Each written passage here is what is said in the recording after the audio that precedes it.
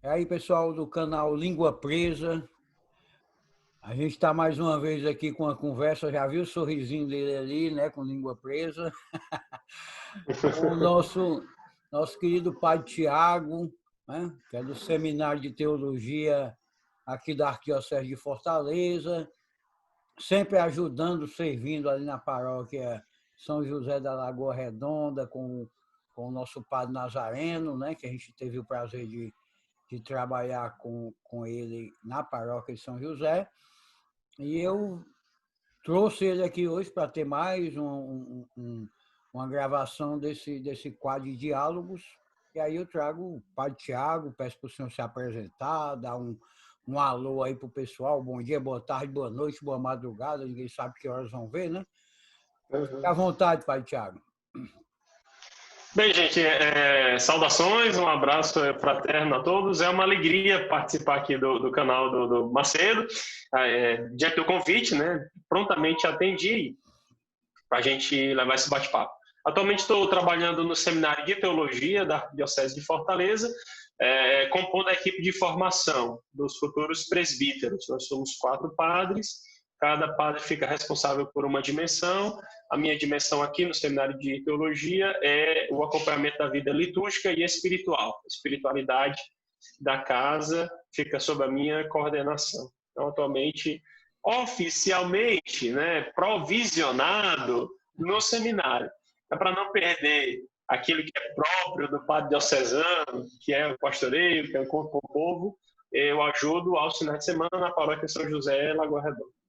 Maravilha. E como ajuda, e como ajuda. Padre Tiago, que é muito querido, grande torcedor do Ceará, né? Oh.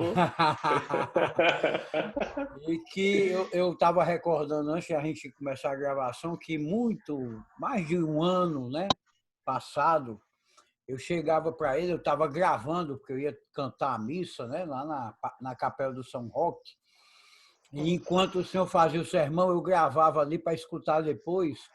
Aí uma vez eu cheguei e disse assim, Pai Tiago, vamos publicar esse áudio desse sermão que é tão rico, né? É um padre muito jovem e um padre muito estudioso, né? E além da unção do Espírito Santo e dos dons, né, que estão aí derramados através do Senhor. E agora, com essa pandemia, finalmente o senhor resolveu ir para as redes sociais, gravar respostas na segunda-feira, pergunta aí, né? As respostas abertas de quem quiser perguntar sobre a história da igreja. Entra até no que não é história da igreja também, eu vi, né? E aí, textos, etc. Como é que está sendo, como é que foi o estado para ir para as redes sociais e como é que está sendo esse desafio? Desafio instigante, maravilhoso, mas dá trabalho. Bom, acho que o primeiro passo foi, nesse tempo de pandemia, nós demos uma parada, a gente colocou um pouco o pé no freio na vida, né? Aquela rotina de aula, de faculdade, de trabalho pastoral também. Isso deu uma arrefecida, e aí a gente parando, refletindo um pouco e compreendendo esse novo mundo. Eu acho que o primeiro passo foi aqui no seminário, nós também começamos a transmitir missas, começamos a entrar nesse novo universo, não só aqui no seminário, mas a realidade paroquial, né, Macedo? Então, os padres se depararam com isso, com essa transmissão, com as reuniões online, e aí você descobre esse novo mundo. A partir daí, eu, refletindo sobre essa questão, lembrei muito de algumas reflexões teológicas sobre esse novo continente, esse cyberespaço. Né? Eu lembrei muito dessa expressão, é um continente, não é algo que está ali de fora da vida, mas que agora começa a ser integrado na vida. E a igreja, devagarinho, vai tendo essa percepção de que isso não é algo de momento, mas que é um outro continente, um continente digital, né? Um cyberespaço. E aí ela precisa aí também falar, dialogar, colocar a sua proposta. Né? É um espaço sem fronteira, né? A gente Exato. tem na realidade, uma fronteira que é a questão da língua, né? A língua é uma fronteira, mas é uma fronteira que não é geográfica, né? Porque, como eu disse ao senhor antes da gente começar, o Arthur, que é uma pessoa que é da paróquia de São José da Lagoa Redonda e que está morando na Espanha, está fazendo um aprofundamento sobre Santa Teresa d'Ávila, né? Lá numa casa carmelita, né?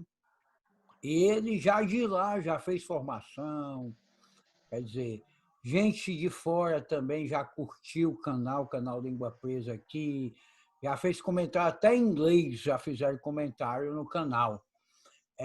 E não tem, a fronteira realmente é a língua, porque qualquer pessoa em qualquer canto. E a gente, que era uma preocupação que o senhor tinha em relação a essa questão de ir para a rede social, a gente sai daquele núcleozinho que a gente consegue ver, né? Aquilo que a gente consegue ver, porque os primeiros que vêm participar são as pessoas que não nos conhecem, mas depois qualquer pessoa vem participar, né, com o tempo.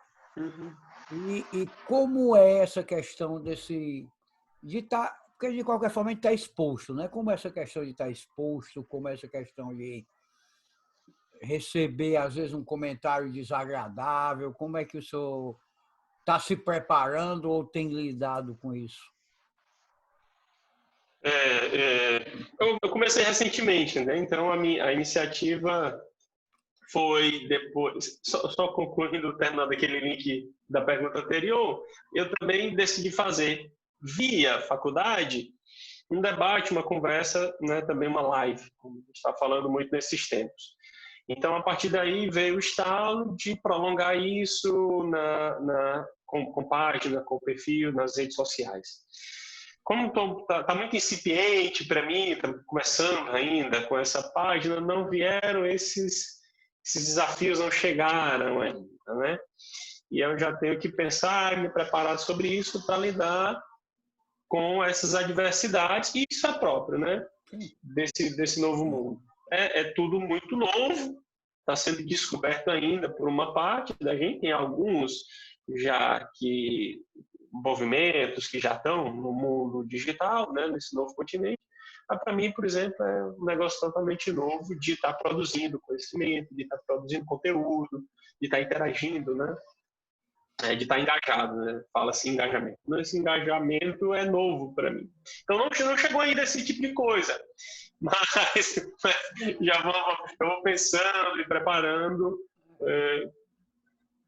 para tentar a resposta, tentar o debate, tentar o diálogo, né? Na medida do possível. Na realidade, Pai Tiago, eu penso muito assim, né? Esses desafios já acontecem desde sempre, né?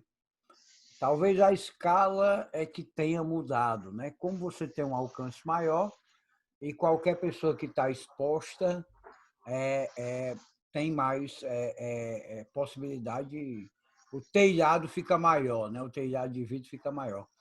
Mas eu acredito muito que essa missão que o senhor está desempenhando, com o conhecimento que o senhor tem, com a tranquilidade que o senhor se posiciona, né? Não vai ser nada diferente, não. Vão vir, mas eu acho que quando a gente sabe o que está fazendo, né, tudo é superado, né? Eu vejo muita gente com medo de se posicionar sobre vários assuntos e aí as coisas que precisam ser ditas não são ditas. Tem que dizer com amor, com caridade, né? Com o objetivo de trazer as pessoas para uma realidade, para uma verdade. Acho que fazendo dessa maneira, a gente consegue escapar, não consegue? Você vai ali driblando e vai tocando a bola para frente, né? É verdade. E o desafio aí de formação de novos sacerdotes, o senhor que é muito jovem, né? Sobretudo padre, né? Padre, quando a gente vê mais jovem, já acha que é mais jovem do que na realidade, né? Mas não um padre jovem, tem quanto tempo de sacerdócio, Padre Tiago? Eu tenho 8 anos. Agora, nesse segundo semestre, eu celebro os 9 anos. Olha que maravilha. E esse desafio desses novos padres que estão chegando aí, como é que o senhor encara isso? Quais são as dificuldades nesse mundo que vai mudando de uma hora para outra, a gente nem, né, todo tempo tem que estar se assentando, né? Com certeza. Esse desafio da formação, eu diria que é um desafio sempre muito permanente, sempre muito perene. Você formar o novo padre, você construir essa mentalidade, é um desafio muito grande. Você está tratando com pessoas, né? Você está tratando com seres humanos dotados de vontade, dotados de liberdade. No nosso caso, essa formação também tem, claro, fundamentalmente o direcionamento espiritual, mas nós estamos trabalhando, sobretudo, com seres humanos. É um desafio grandioso. Nesses novos tempos, nesse novo contexto, a gente trabalha com um desafio ainda maior, que é o elemento da individualidade. Parece que cada vez mais se acentua na nossa sociedade essas posturas do indivíduo, né?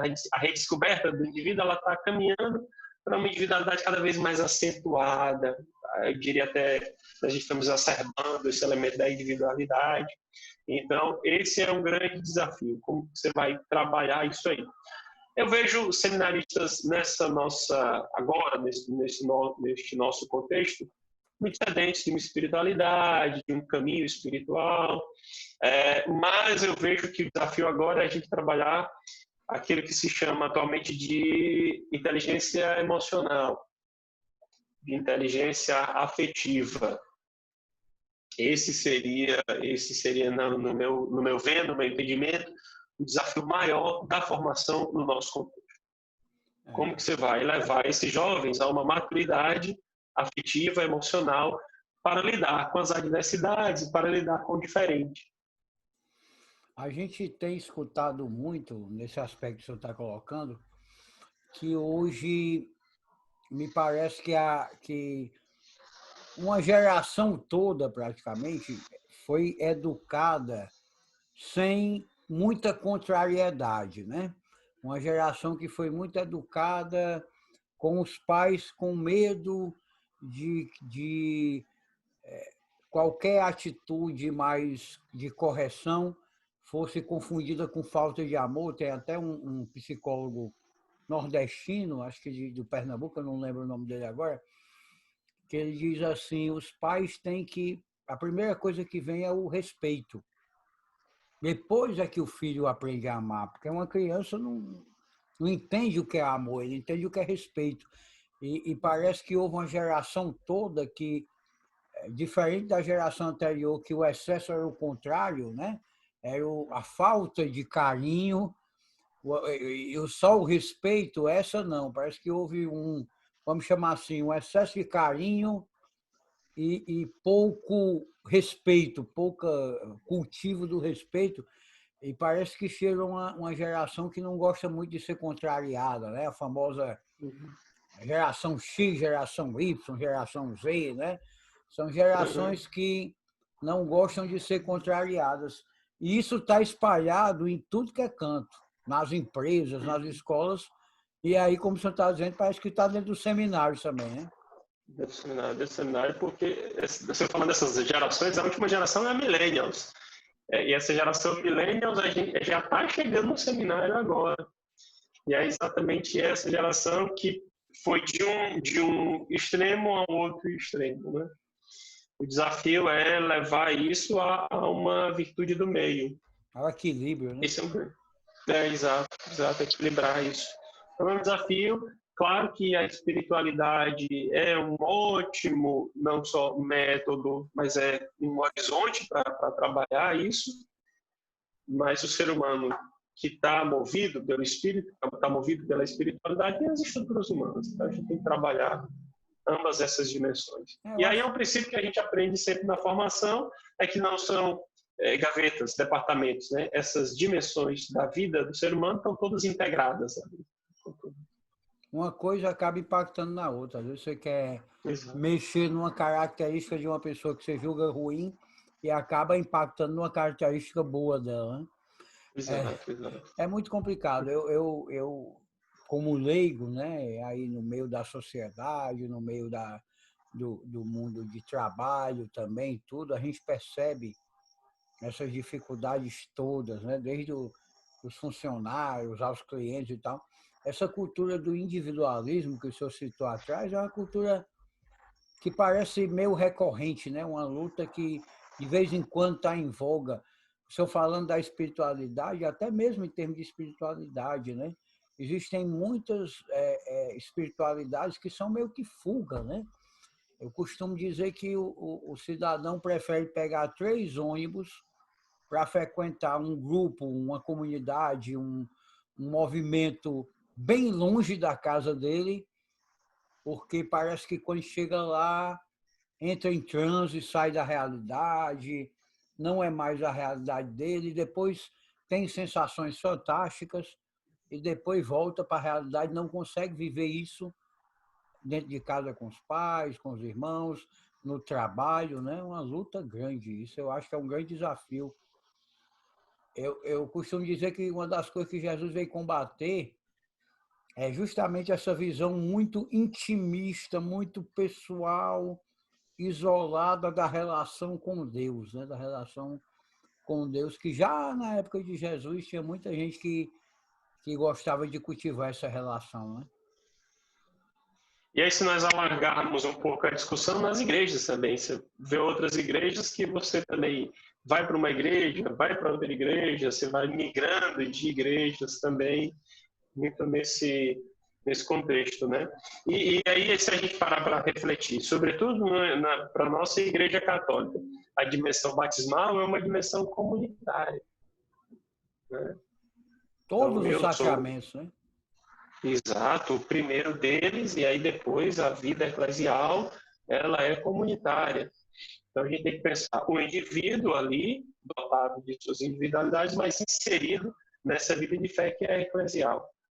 É verdade. Eu lembro que eu achei uma palestra na época que eu estava engajado, bem engajado no SCC, na paróquia de Nazaré, e a gente foi fazer uma terceira etapa do SCC, e foi participar do encontro, né? Do encontro terceira etapa, e foi um senhor muito humilde, um casal muito... Não vou falar humilde, porque humildade não é a palavra certa. Um casal que era pobre, né? Você sabia que ele não tinha tantas posses assim, mas tinham um conhecimento absurdo. E dentro da realidade dele, ele dizia assim, como é que ele entendia essa relação? Ele dizia, a relação é nós com Deus, Deus com nós e nós com nós, né? Ele trazia essa relação, né? Eu achei isso a coisa mais fantástica de explicar. A gente fala dimensão vertical, dimensão horizontal, mas essas palavras dele aí é que me explicaram muito bem o que significa isso tudo, né?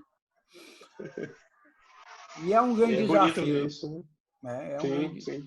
Eu tenho aprendido muito assim. Eu estava vendo outra pregação outro dia sobre Bíblia e uma senhora que não sabia ler, né? E aí, como é que você lê a Bíblia? Eu abro a Bíblia, vou lá para o cantinho do meu quintal, abro a Bíblia, boto a mão em cima da Bíblia e digo, meu Deus, o que é que o senhor tem para falar comigo? E fico calado, escutando Deus falar comigo. E às vezes a gente abre a Bíblia, lê de trás para frente, de frente para trás, e não entende nada, né? Porque não tem essa abertura de escutar a Deus. Numa dimensão de São Paulo, a gente deveria perguntar qual é o espírito da letra, né? Exatamente. Eu costumo dizer que a nossa igreja é linda, é maravilhosa, né?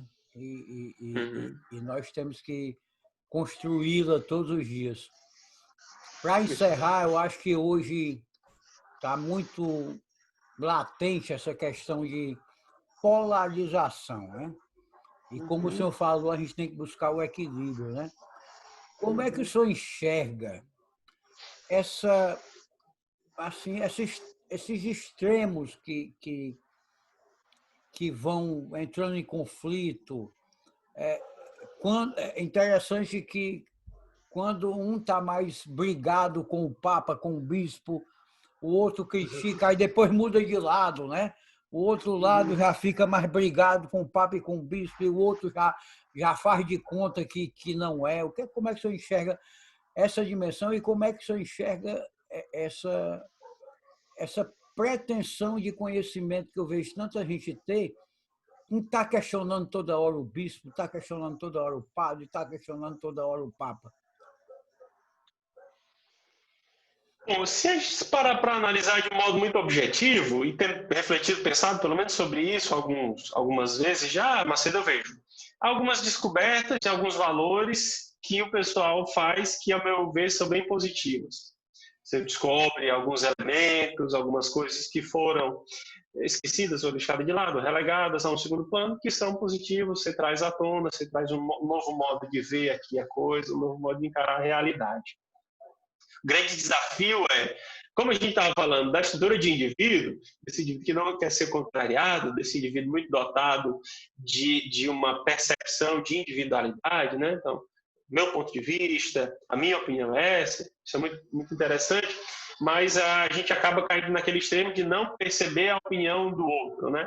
Então, a minha forma de ler a realidade, a minha hermenêutica do contexto, da realidade, do mundo, da vida, ela esbarra, ela vai ao encontro de outras hermenêuticas, de outras individualidades. Então, o grande desafio, ao meu ver, para a vida de igreja é redescobrir isso, tá? Redescobrir esse sentido de eclesialidade dentro de um contexto de individualidades. E aí eu gosto de dizer isso nas homilias, né? O cristianismo, a vida de igreja, a vida eclesial não é uniformidade, ela é unidade. Então, acho que é o Dom Helder mesmo que dizia, eu gostava daquela frase, não é que todo mundo vista a mesma camisa como no time de futebol, ou que todo mundo saia fardado, como no regimento, como no batalhão.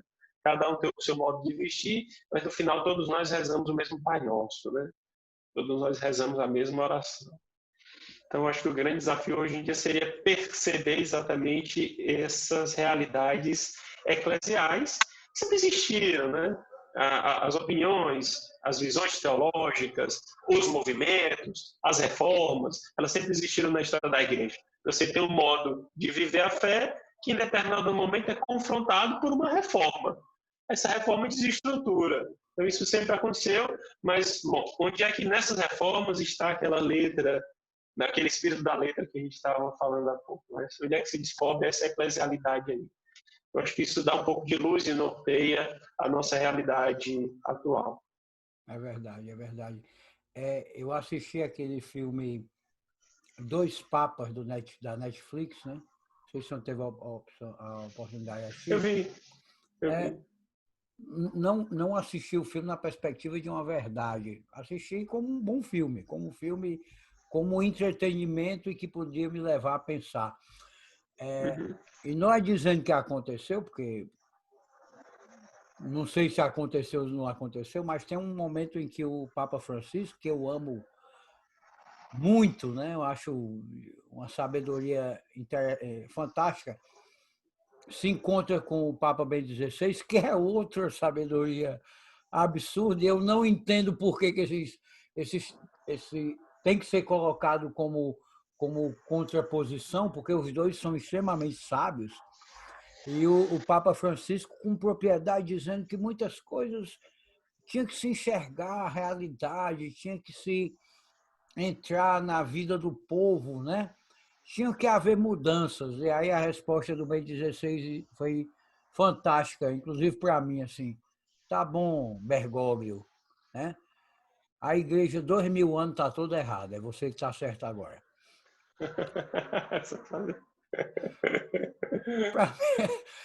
A gente tem que ter um pé no hoje, mas existe tudo que nos trouxe até aqui, né? Tudo que nos trouxe até aqui.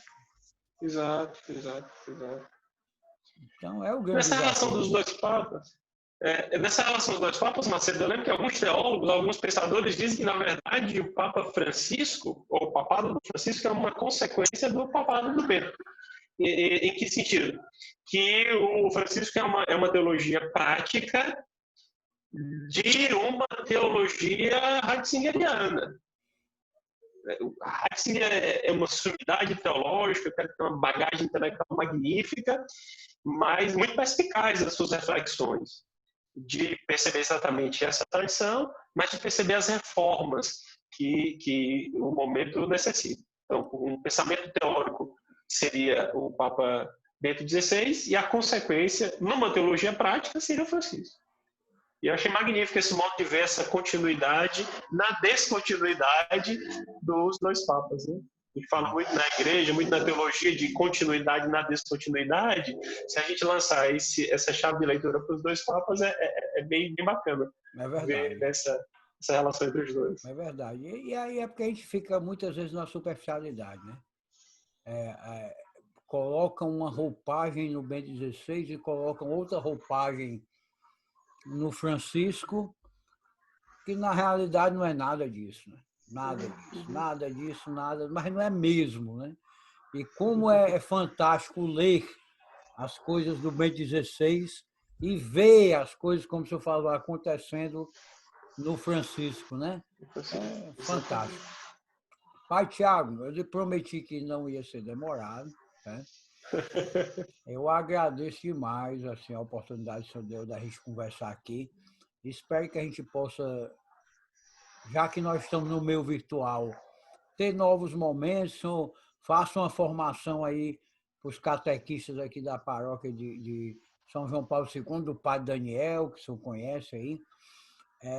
Eu agradeço profundamente a oportunidade que o senhor deu aqui para a gente, viu? Você deu que agradecer o convite, falar um pouquinho, a gente bater esse papo. É um mundo novo para mim, mas que tenho tido respostas muito positivas. Lá na página, lá no perfil no que eu estou lançando, o retorno tem sido um retorno bem bacana. Olha, a gente estava precisando de mais desse tipo de iniciativa, as iniciativas ainda são muito tímidas nesse sentido, então, por enquanto, as respostas e o retorno, o feedback está sendo bom. Então, isso estimula a gente a produzir mais. E esse vídeo vai estar no canal Língua Presa e vai estar também na sua página aí no Insta, não é isso? Isso, lá lançar no IGTV. Pronto, tá bom demais. Pai Tiago, muito obrigado e até a próxima, viu? Vai ter outro. Um abraço, até a próxima.